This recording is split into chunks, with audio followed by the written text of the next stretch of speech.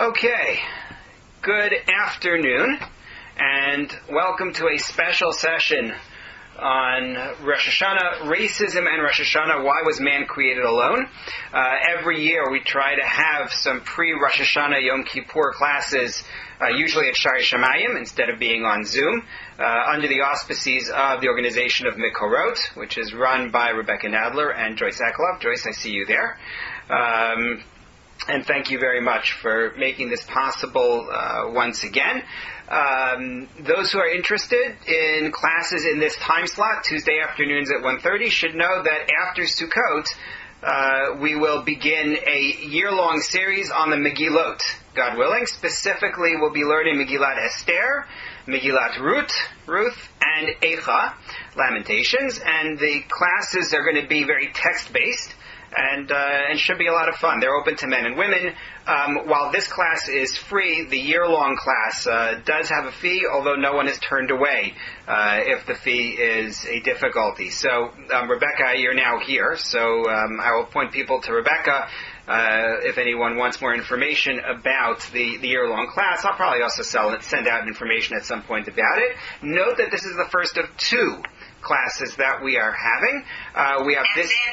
Could I interrupt for a minute? And then on the following Tuesday, Leah Minkowitz will be doing another class about Shabbat Shuvah, also related to repentance. So wonderful. Anybody who registered got information about that. Okay. I didn't get it. Rebecca, I registered. I didn't get it. Well, you might have registered earlier.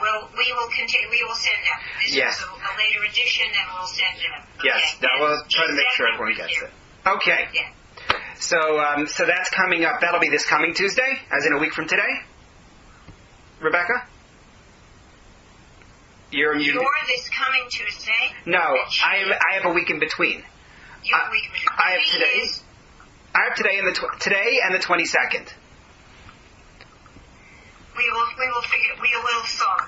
We'll figure it out. Okay. Yes, so let's get started here. So I want to stipulate for a discussion about race and about racism. I want to stipulate certain definitions so that we know what we're talking about. Because knowing what you're talking about can be helpful. No guarantees, but it can be. So race is not a scientific term. And that's something that's very important for people to get in general. It's a political term. Because it's not only about ethnicity, it's not only about biology. And the proof of that is that even within a particular ethnicity, people will subdivide along so-called racial lines that society creates. So even among people who have dark skin, you will find that people will define themselves as, well, yes, but I'm of a lighter shade, or I am of a darker shade, which is more likely to be about which area you're from geographically, as opposed to saying, well, I'm from an actual different race. So that's one thing that's worth knowing. Second is the definition I'd like to use of racism here is judgment of an individual member of a race based on traits that are assumed to belong to the race in general. So all blank, whatever race you want to identify, whatever group you want to identify, all of them are like this. Therefore, this person of that race is like this, whether it's a positive trait or a negative trait. We tend to highlight racism and to notice it more when it's negative. But the truth of the matter is it applies to positive as well. And what we'll see by the end is what this has to do with Rosh Hashanah. But it's going to take us a little while to get to that. I wanted to start with the two sources that I put at the top of the source sheet, and I'm going to put the link in the chat again for those who want to download it, those who did not receive it beforehand. If you didn't register, you didn't receive it beforehand. If you registered by a certain time, then you got it by email. But in any case, it's the same sheet that is linked now in the chat. Two documents. The first one, the American Declaration of Independence, 1776, says, "We hold these truths to be self-evident, that all men are created equal, that they are endowed by their Creator with certain unalienable rights, that among these are life, liberty, and the pursuit of happiness." That's the American Declaration of Independence. I am not going to go into the question of, really, if all men are equal, what happened to the women, what happened to the slaves? I'm not going there right now. Those are very good questions, but this isn't a class in political science and the development of the United States of America. What I wanted to focus on is the statement that human beings are created with equal rights, equal access to life, liberty, pursuit of happiness. That should be the state of things. Now, take a look at the second source, please. The second source comes from the French Declaration of the Rights of Man and Citizen from 1789. I gave you the French on the source sheet as well, since I figured with the when I do a translation from Hebrew to English, I always give you the Hebrew and the English. I gave you the French as well. I don't know French, but it's available. You can find the text online. I'm certainly not going to butcher the pronunciation. I'm just going to go with the English. Men are born and remain free and equal in rights. Men are born and remain free and equal in rights. Now, this is a legal statement, right? It's not a declaration of inherent worth.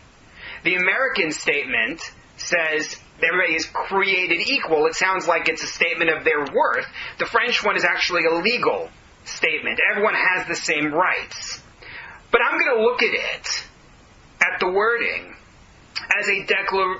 as a statement also about the worth of the person. In other words, I'm using the words of the French framers, not the intent of the French framers. The statement that people are created equal is substantively different from the statement that people remain equal. What's the difference? I mean, you can hear the difference in wording, but what's the difference between saying that people are created equal and that they remain equal? French says born and remain. Correct. I'm not going into whether there's a creator and born and created. That's a fascinating point within the French piece, but again, less germane right now. What's the difference between saying people are created equal, / born, if you like, and that they remain equal as well? Susan had her hand up first, and then, yeah. You could be created equal, but then after you're born, they can take away certain rights. Well, remain equal means forever and ever. These are the rights that have been attributed to you, to the people, and we can't change them. Those are inalienable. Right. They cannot be changed. They cannot be removed. Although the text in the American one says unalienable also. Yes. But the difference in created and remain is what right. I think is you are right. Esther, you were going to say? Just that one is opportunity and one is outcome. You can be born with certain opportunities. You should actually always have that ability to have access to equality, but your outcome might not be equal. Mm-hmm. Your outcome might not be equal, as opposed to remain where it should be. Well, what I'm going to show, I hope, is that Judaism seems to be like the American version. Created equal, not remaining equal, and that Rosh Hashanah demonstrates that Judaism actually believes the latter, that these rights do in fact remain. So that's overall where I want to go with this. And I want to start by talking about the fact that Judaism declares emphatically that we are all created spiritually equal, if not physically equal. Meaning, Judaism does, and when I say Judaism is a big place. It's very hard to say Judaism thinks about anything. So when I use the term Judaism, I am referring to Tanakh, I am referring to Talmud, the traditions of the sages, even as I recognize that you can always find outlier ideas. So the Jewish tradition does seem to say, and frankly science says it, that there are biological traits associated with particular races. And again, the term race is a political term, but what I'm really trying to say is that people inherit biological traits. You can find basic concepts of inheritance in the biblical text itself, but on your sheet I brought you a source as an example. This source is going to offend some people, I know that and acknowledge that from the beginning, but it's there in the text and it has to be recognized. The text talks about the image of a bear in the book of Daniel. This particular chapter in Daniel has him envision different creatures, and the creatures represent different empires. And he sees the image of a bear. And the Talmud states on that, Rav Yosef taught, these, the bear, are the Persians, who eat and drink like a bear, who are fleshy like a bear, who are hairy like a bear, and who are restless like a bear. I apologize to any Iranians, but this statement is a statement that there are physiological traits that one may view as a positive, one may view as a negative, that will be associated with a particular population. And that's something that you have to acknowledge is there in Judaism. I think to pretend that it's not does everyone a disservice. However, Judaism draws a line when it comes to the neshama, when it comes to the soul. And there you don't find any negativism about any race, about any population. So that, here I'm going to start sharing the source sheet, I think, because I think it's important to make sure that everybody's able to see it. It's just going to take a moment because I have to open it on my computer. So in the meantime, I'm going to put the link for the source sheet in the chat once again. But what we're going to see is the core idea in Judaism that there can be nothing negative, nothing bad about a person's soul. There's no such thing as inferiority and superiority. I will note that in Hasidic thought, the Rebbe has a unique and special soul that is above others, but I'm not enough of an expert in Hasidic thought to say this definitively, but I'm fairly sure it does not interfere with what we're saying here. So, I'm just calling up the source sheet for this so that I'll be able to share it with you. Rabbi, what about Yetzer Hara and Yetzer Tov? What about it? Isn't that your soul with the good and the bad? So Yetzer Hara and Yetzer Tov, good question, are not part of the soul in any way, shape, or form. The Talmud talks about when they enter a person, and they're later. They're not part of the soul at all. We discussed this a little bit when we had a class about Satan a few years ago. But these are external things that are trying to convince you or to influence you in different ways. But that's all they are. Now, Is that something? I'm sorry? Hasidim you mentioned with the Rebbe having special. But aren't there some Hasidim who believe that Jews have two souls and non-Jews have one soul? So, I don't believe so. But I could stand to be corrected if you can provide me a source. One thing that I will note, though... excuse me. The source is right at the beginning of the Rebbe's. So was Rebbe's masterwork... the Alter Rebbe's masterwork. You're talking about the Tanya? No, I've read Tanya. Having read Tanya, he does not... Having read Tanya, the Rebbe does not say... first of all, we're talking about the original Rebbe, for those who are not aware. He does say interesting things about the difference between Jews and non-Jews and their souls, but no. The statement that there are two and there are one, look in the Tanya. Having learned it, it's not... I'm gonna go a little further with this. But what I actually have to do, because I'm having trouble sharing the screen, is I'm gonna have to trick my computer. And in order to do that, what I'm gonna do is actually step out of the Zoom for a moment. Now that I am back. If you take a look at source number 4 on the source sheet, a classic line from the beginning of the Torah, you knew that we were going to go to this. A passage in which we are told, Vayivra Elokim es ha'adam b'tsalmo, God created man in His image, b'tsalem Elokim bara'oso, He created him in the image, as I translated it here, the image created by God. I wrote that in order to avoid, just sidestep, the classic question of what it means God doesn't have an image, so I'm rendering Tzelem Elokim as the image created by God, which is the way Rashi takes it. It's not our point. Our question is not whether God has an image. Our focus is that God creates all human beings in the image that He has designated for us without distinction. And based on that, I take you to source number 5 on the sheet. Rabbi Shimon Sofer, son or grandson, I think grandson, of the famed Chassam Sofer, Moshe Sofer. And he was asked a very interesting question. There is a rule normally that I'm not allowed to interrupt in davening, in prayer. However, there are points during the davening where if I see somebody and it's someone to whom I owe respect, I'm allowed to offer a respectful greeting.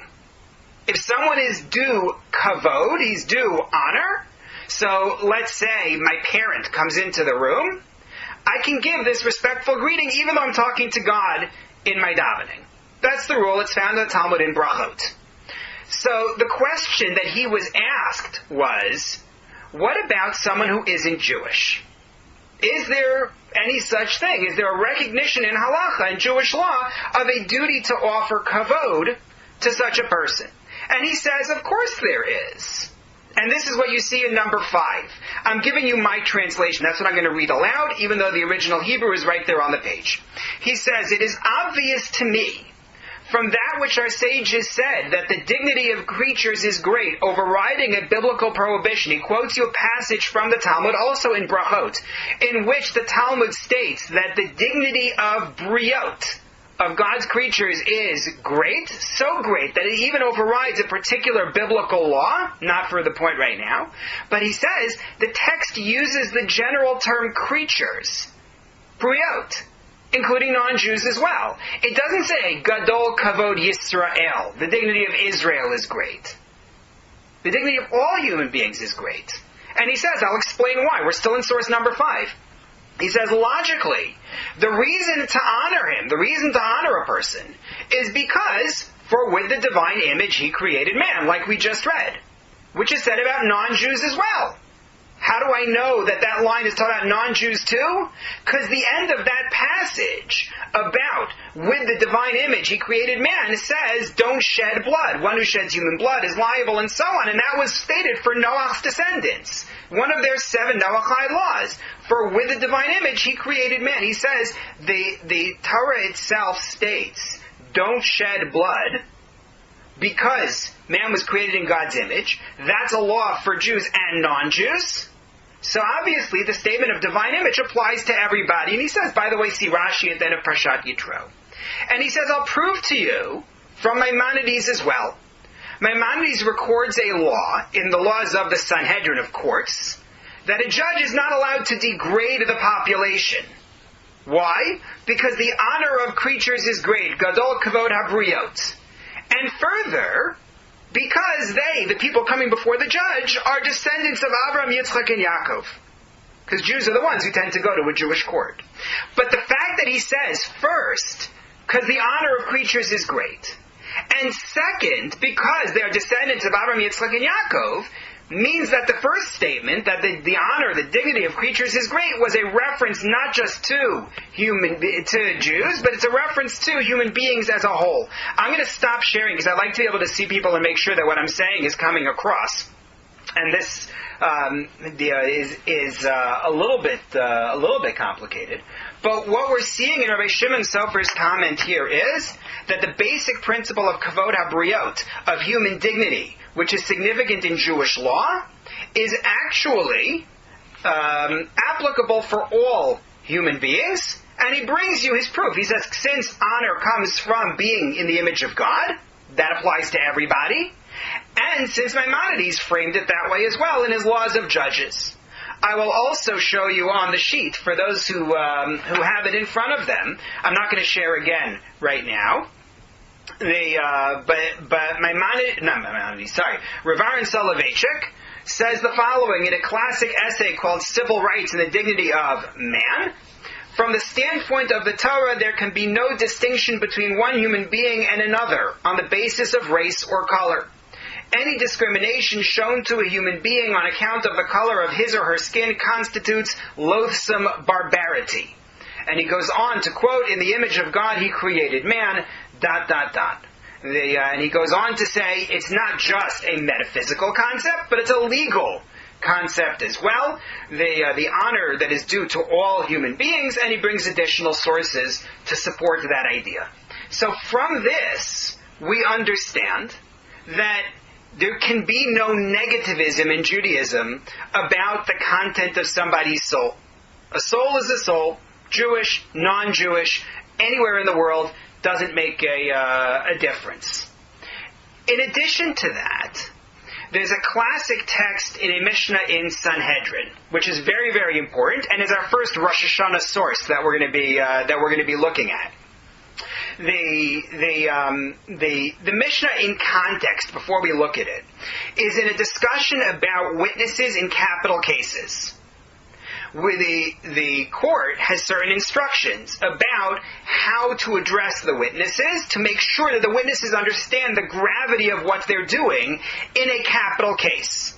And so they give them a series of warnings about the value of human life, which leads them to say to the witnesses, when God created all the other creatures, He created many sets of creatures. He doesn't create one set of chickens and one set of doves and one set of bears. He creates a lot of them. When it comes to human beings, God starts out with just Adam, and then of course splits off Eve, Chava, from Adam. And so they say, why did God start that way? Why didn't God create a whole bunch of people to start with? And their answer to the witnesses is to say, to show you that one life is equal to the entire world. So you better take your testimony seriously. If you cause somebody to lose their life inappropriately, you're destroying an entire world. That's the warning to the witnesses. But then the Mishnah goes on, and I'm going to go back to sharing this screen to make sure that everybody is able to see this source. It is source number 7. It goes on to say, Lefichach nivra adam yachidi, therefore man was created alone, for the sake of peace among God's creations, that no one should say to another, my father is greater than your father. Right? We don't want people making the claim that their ancestry is greater than somebody else's ancestry. So it's further proof of this. Now, recognize something important here. The fact that the fact that the text here needs to say, lest people say, my ancestry is greater than your ancestry, recognizes that people do exactly that. Right? It recognizes that people are liable to do that. That people are going to claim, my ancestry is greater than your ancestry. And so what our Mishnah is doing is it's saying, take a stand against that. Don't let people think that. The Torah in the very beginning says, it ain't so. That's number 1. Now, yes, Susan? Don't we have the word yichus? Yes, we do. Exactly this. And everybody uses it. I have yichus. Yeah, we're getting there. We're getting there. Good question. We're getting there. I will note, we're not at the yichus part yet, but I will note, there are many Jews who are Torah-believing and yet are racist. To pretend otherwise is nonsense. And there are lots of reasons for that. Some of them even have some logic to them, unfortunately. I gave you a link in source number 8 to an insightful article of Rabbi Shalom Karmi that appeared in the journal Tradition a couple of years ago called Is Contemporary Orthodox Judaism Racist? So if anyone is interested in that article, the link is there on the source sheet. I certainly recommend reading it, as I recommend reading things Rabbi Karmi writes in general, because he is a very, very good writer with some very fascinating things to say. I will also note that within the world of Kabbalah, the souls that emerge from Adam are not all the same. And if you learn the Kuzari, you can see some of that there as well. I think that can be harmonized with the Mishnah's words, if not its spirit. But I'm also not going there right now. This philosophy, though, that says that the neshamot, the souls, are the same, and that you can't say my ancestry is greater than your ancestry, has had serious ramifications in Judaism. It came up 150 years ago when the discussion started, more than 150 years at this point, when the discussion started regarding people in Ethiopia who claimed to be Jewish. So that in the early days, when Jews were coming from Russia, and when Jews were coming from Eastern Europe back to live in Israel, they were also discussing the possibility of sending Talmidei Chachamim, sending scholars to Ethiopia to learn Torah with the population there. I brought you an example on the sheet. Rabbi J. David Blythe wrote an article called Black Jews, a Halachic Perspective, back in 1972. And here's a quote from his article. In 1864, Rabbi Israel Hildesheimer, a prominent rabbinic spokesman, issued a call for action in order to counteract missionary activity among the falashas. Falasha is not a term we use anymore. It's not an appropriate term to use for them, but that was the term that was being used back then. It's the equivalent of calling the Jews in Spain who had to live as Christians, calling them Marranos. We also don't do that anymore. But in any case, don't focus on that word. There was missionary activity going on. The church was sending people to this population that identified as Jewish. So there was a call for action by Rabbi Hildesheimer in 1864. We had to do something. This was followed by a fact-finding mission undertaken in 1867 by the noted Orientalist and Semitic scholar Joseph Halevi. Interestingly, Rav Kook in 1912 wrote a letter endorsing sending scholars to learn with the Ethiopians as well. And then in more modern times, you have the letter that I reproduced in source number 10 from Rabbi Moshe Feinstein, in which he wrote, I was very pained to hear that there are such people in Israel who refrain from drawing near the Ethiopians in spiritual matters, causing them, God forbid, to be lost from Judaism. It appears to me that they do this only because their skin is black. It is obvious that one must draw them close, not only because they are no worse than other Jews, and there is no legal distinction due to their blackness. This was 1984. And then Rabbi Blythe himself, in 1972, wrote, and it's in source number 11, Judaism is colorblind. Skin pigmentation is unknown as a halachic concept. The problem of determining the status of the various communities of black Jews is totally unrelated to color. The sole issue is that of Jewish identity. The question of, so are they really descended from Jews? And of course that was a controversy in Israel that went really up until the 70s. When Rav Ovadia Yosef declared them to be Jewish, and at that point, that more or less brought the hammer down for institutional purposes. It's a longer discussion. Some of you actually there. I gave a class on this at Beth Emeth a couple of years ago. We discussed it more. But the point is, and the reason I say this, I bring it up, is this was a practical result of a perspective that said, we're all the same. And therefore, everybody is equal. I don't care what the color of their skin is. In source number 12, I brought you a piece of a sermon brought by Dr. Norman Lamb in 1969. It's a very interesting sermon. He talks about Jewish involvement in the civil rights movement.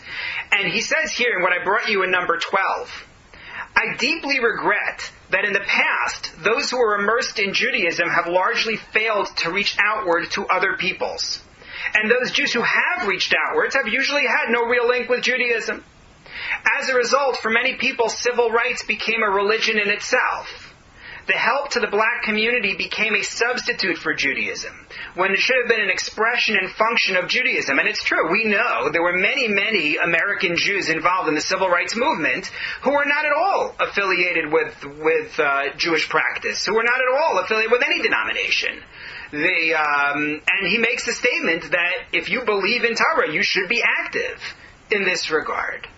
So, on the created equal front, it's actually relatively straightforward. We are emphatically created equal as souls, even if there is a statement, as we saw for the Persians, that that races might have physical characteristics that are hereditary and are more or less desirable. But what about remaining equal? Here it's more complicated. I brought you source number 13 from Rav Aaron Soloveitchik, in which he talks about the fact that there are distinctions in Jewish law between different populations. So he notes there's a distinction between a Jew and a non-Jew. However, he stresses That's not about race. And of course we know there are black Jews. So you already are aware of that. There are black Jews, there are Chinese Jews, there are Indian Jews. But he says, in source number 13, and I will share the screen for it because I haven't done that in a little while, although I did just put the link in the chat once again for downloading the sheet. He says, it must be conceded that the Torah recognizes a distinction between a Jew and a non-Jew.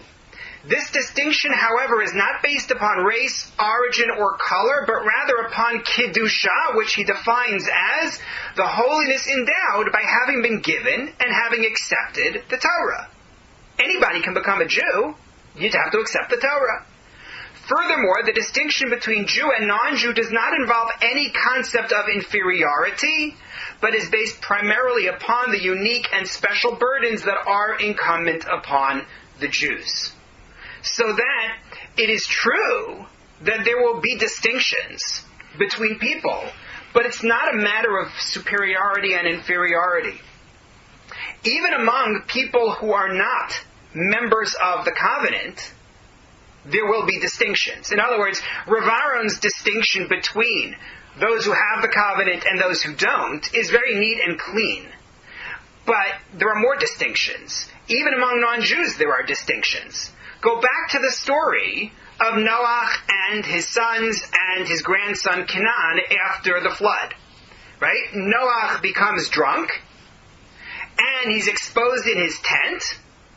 Cham, one of his sons, he has 3 sons, Shem, Cham, and Yafet, sees it, tells his brothers. His brothers cover him up. Cham apparently is not interested in covering him up. And Noah awakens from his stupor, and you get source number 14, in which we are told, what does Noah say? Arur Canaan, cursed is Canaan, Canaan being a son of Cham. A slave of slaves he shall be to his brethren. He condemns an entire race to become slaves. Now, why Canaan is getting that curse when Cham is the one who did it is a great discussion. There's more to be said in the Midrash on it. It's not our focus right now. Those who were there, I think we discussed it ages ago. There was a Medrash class where we discussed it. But if I don't remember, you're sure not responsible to remember. There's a lot to say about why Canaan is the one who's held responsible. But what I want to show you is that responsibility carries through, so that you look further along in the Torah, and here I'm sharing the screen again, source number 15. Who is the speaker in source number 15? Somebody tell me. Who is speaking there?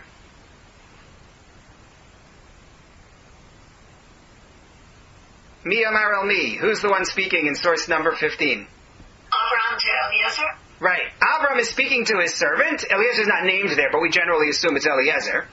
And he says to him, I demand you swear by Hashem, God of the heavens and God of the land, that you will not take a wife for my son from the Canaanite daughters among whom I live. Go back to my land, go back to my birthplace, and take a wife for Eliezer, for Yitzchak from there. Isn't that interesting?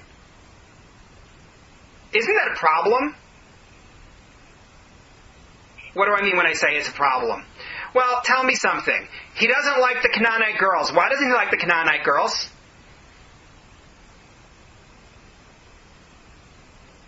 What's wrong with them? Idol worshippers. They're idol worshippers. That's the problem? Where did he send him to get a wife for Yitzchak? He sent him to Aram. You think the Arameans were wonderful? Remember that when they left... Yeah, Rachel took the Trofim from Lavan. They're not... It was a curse from Noah. They had better personal traits, characteristics. They weren't kind. The Canaanites weren't kind. Oh, so you think the Arameans were kind? Lavan, who was so kind that he said, oh, sure, you can work for me. And by the way, switch the daughters. Ha! You can work for me another 7 years. That's how kind I am. Two possibilities. One is first of all, there is a sense in the text that there was some monotheism in Abraham's life, in Abraham's family. But secondly, when you take somebody out of where they came from, there's a greater possibility they're not going back to what they know. And so Right. if you brought them from somewhere else, there's a greater possibility that person might embrace Right. that So new there's lifestyle. Right. There's actually a lot to be said about this. To add to Rebecca's point, you could make the argument that Avram wanted Yitzchak to live far away from his in-laws. Some commentators suggest that. If you bring a wife from Aram, the Arameans are back home. If you bring a wife from Canaan, then they're next door. There's a lot to be said. If you look at the sheet, the next source, in source number 16, I gave a 2-part class on this last year, and the audio is online, and you can click there and you'll get the audio. I recommend the second one, not the first one. I did a better job in the second one. But on the face of it, and some of the commentators say it's because Canaan is cursed. That's what it's about. It's not about idolatry. Remember that when they make a covenant, they talk about the God of Abram and the God of Nahor. They're different sides. But Rav Yaakov Kamenetsky in his Emes LeYaakov addressed this, and I brought it for you in source number 17. I'm just looking at the time, and I think we'll still be okay, but we'll see how we play with the sources. I'm going to share the screen again to make sure that people can see what Rav Yaakov Kamenetsky said in number 17. I am just going to do my translation here. He said, some of our enemies among the nations of the world claim that the nation of Israel is a racist nation. For the Torah says, Canaan is cursed and will be a slave of slaves to his brethren. The Torah lowered the race of Canaan to the stature of slaves. But he says it's not so. And he quotes you what we saw from Sanhedrin, that humanity is created as an individual so that you don't say, my ancestor was greater than your ancestor. We see that God specifically altered the human species from other species, creating only a single male, so that people would not come to this ugly trait. But because of this apparent racism, we must explain Noah's action in degrading Canaan to the level of a slave, and lowering him from the status of the rest of humanity. It seems to be an act of pure racism. I'm just going to scroll. But in truth, this has no relationship with racism. For racism means one race elevates itself over another race because of its origin and lineage, as though it were formed of higher and better material and the like. But here, the reason Noah distinguished them was because of the corrupt traits of Ham and his son Canaan, traits which he taught to his descendants after him, as our sages said. Canaan instructed his children 5 items, and so on. So Rabbi Kamenetsky's perspective is different from what we had said in the beginning. That it's not racist here, because it's about things that are taught to the descendants. Negative cultural messages are going to be conveyed, and therefore that race is to be cursed. I still think that fits my definition of racist from the beginning, because you're still going to look at the member of a race and say, you're like X, because I think all of you are like X. Right? From that standpoint, it is still race. It's not inferiority, but it is still making an assumption about a race, and I think that's an important distinction to make. Can you explain the difference? Sorry, hang on. Susan, you got to get the phone. Esther? Esther, you were going to say? No. Okay. Someone. I thought I saw a hand. Can you explain there's a stereotype then and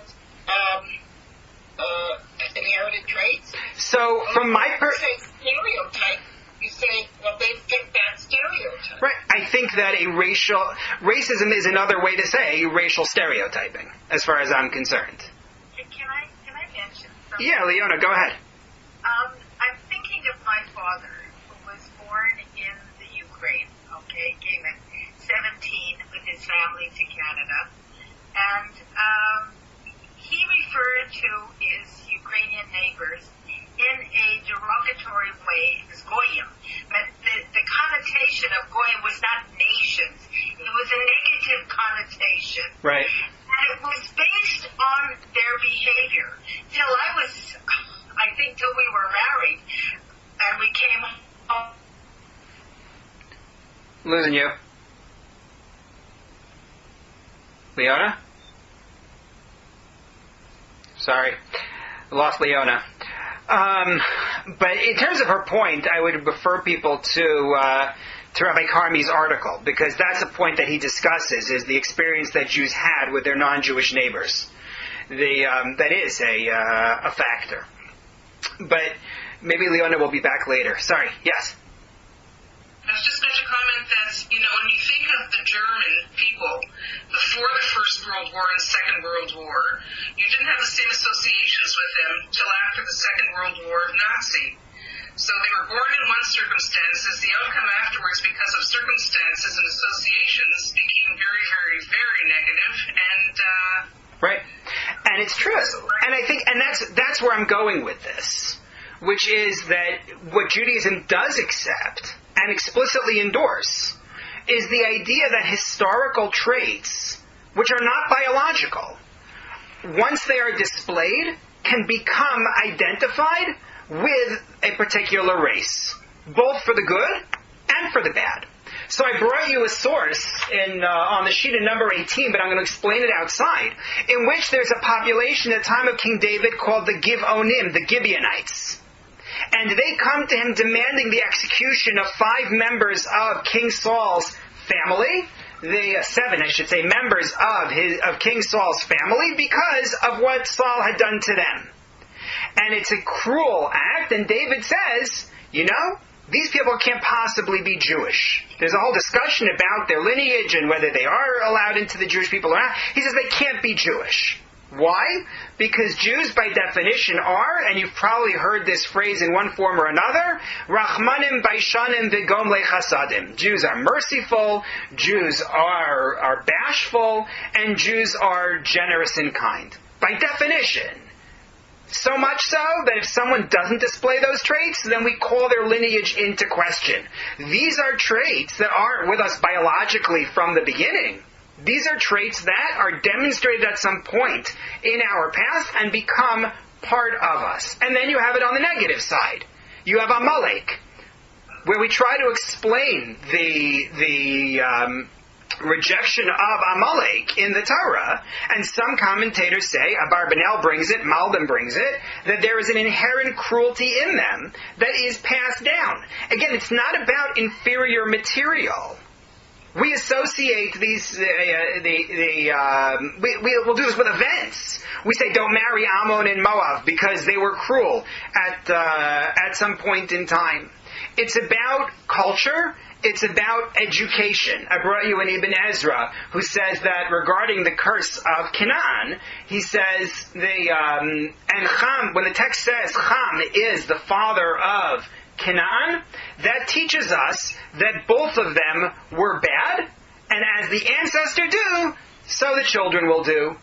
That's the way that Ibn Ezra takes it. So, what this means to me, and Leona, welcome back. We'll have to talk about your comment later, but at this point we moved a little bit forward. To return to our definition of racism, we do assume certain traits for members of a race, including negative traits, because of culture, because of education, but it's there. So, where does that leave us in Judaism? Susan, you look perplexed. Well, what about Shiva? That's where we're going next. You are so awesome. Thank you. You are carrying me along. I appreciate it. But I will note that this is where the Yichus piece comes in. When we talk about people remaining equal, that's where the Yichus thing comes in. Because when you have an ancestor who demonstrates some greatness, people kind of assume that's going to be influential in the family line. This piece by Ibn Ezra, education is influential. And that's one of the ways in which people come to assume that Yichus, that lineage, should matter. But now let's move into where this takes us and what Rosh HaShanah has to do with this.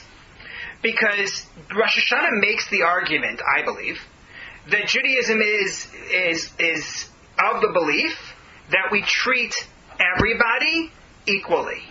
Even if there may be traits that are passed down culturally, educationally, that are negative, nonetheless, you treat everybody equally. Because Rosh Hashanah is about everybody.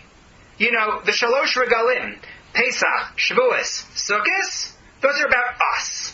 Those are about our history, what God did for us when we came out of Egypt. Yom Kippur, also, It's about us. The first Yom Kippur is when? What was the first Yom Kippur?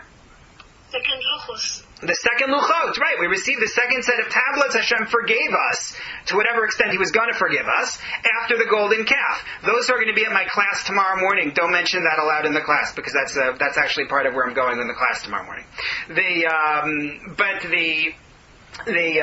All of these holidays are about us. Rosh Hashanah is not. Rosh Hashanah is a universal experience, creation of the world. And although Rosh Hashanah is a day that we spend oriented towards God, it has a lot to say about man and the demands that the day makes upon us. Because Rosh Hashanah speaks to the Jew as a citizen of the greater world, responsible for the greater world, with a couple of messages. First message, unity and responsibility across all races. And here I'm going to share the screen once again to make sure that everyone gets to see the sources that I am looking at. So we are now up to source number 20, in which we learn, Rosh HaShanah, on Rosh Hashanah, Kol Ba'ei HaOlam Ovrin Lefanav Kivnei Maron. All who have entered the world pass before God, like B'nei Maron. What B'nei Maron are is a good discussion. We'll just take it to mean one by one. That's what we'll do with it right now. But the point is, it's a day of judgment not for the Jews. It's a day of judgment for everybody who has entered the world. And not only that, but our responsibility is for everyone who has entered the world. Take a look at source number 21 from the Rambam, from Maimonides in his Laws of Repentance. He says, one must see himself all year as though he were half meritorious and half guilty, and as though the entire world were half meritorious and half guilty, such that committing one sin would weigh down himself and the entire world for guilt and causes destruction, and committing one mitzvah would weigh down himself and the entire world for merit and cause his and their salvation and rescue, like the pasuk says, "V'tzadik yisod olam," a righteous person is the foundation of the world. Just in passing, you'll note that when he talks about the sin, he says he would cause his own destruction. With the mitzvah, he says you'll cause his salvation and rescue and theirs as well. Something to think about. But the point is that he says, look at yourself in terms of your impact on the world as a whole. When we say v'tzadik yisod olam, a righteous person is the foundation of the world, that means this refers to someone who weighted the whole world for merit and saved it. Saved the whole world. And because of this, all Israel is accustomed to increase tzedakah and good deeds, to be involved in mitzvot from Rosh Hashanah to Yom Kippur, beyond the rest of the year. And all of them customarily rise at night during these 10 days to pray in the synagogues, pleading and self-humbling until the dawn of the day, right? He's talking about slichot. So, what you're seeing here is a sense of responsibility not just for Unzer, not just for us, but a sense of responsibility for everybody. And then second, back to where Susan was.